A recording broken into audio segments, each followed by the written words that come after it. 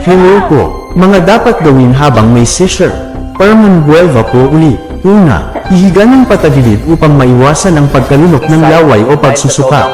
Pangalawa, protektahan ang ulo. Maglagay ng malambot na bagay sa ilalim ng ulo upang hindi ito masaktan. Pangatlo, huwag pigilan ang kilos ng bata. Huwag piniting pigilan ang seizure dahil maaaring makasama ito. Ika-apat, huwag maglagay ng anumang bagay sa bibig.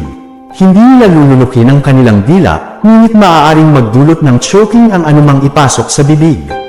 Ika-lima, bantayan ang oras kung tumagal ng higit sa 5 minuto, dalhin na sa hospital. Pinaka-importante na alam ang oras nagsimula at matapos. Alamin din kung anong part ng katawan ang nagsiseizure at ulit.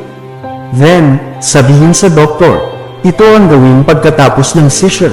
Una, tiyakin ang paghinga. Siguraduhin normal ang paghinga at nasa ligtas na posisyon ng bata. Pangalawa, bigyan ng pag-aalaga at pagpapakampante.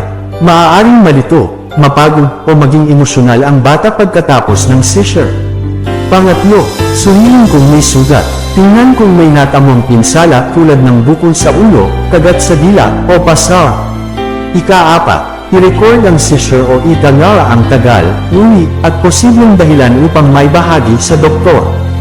Ika-5, magpatingin sa doktor o kumonsulta kung lumalala ang mga seizure o kung ito ang unang pagkakataon.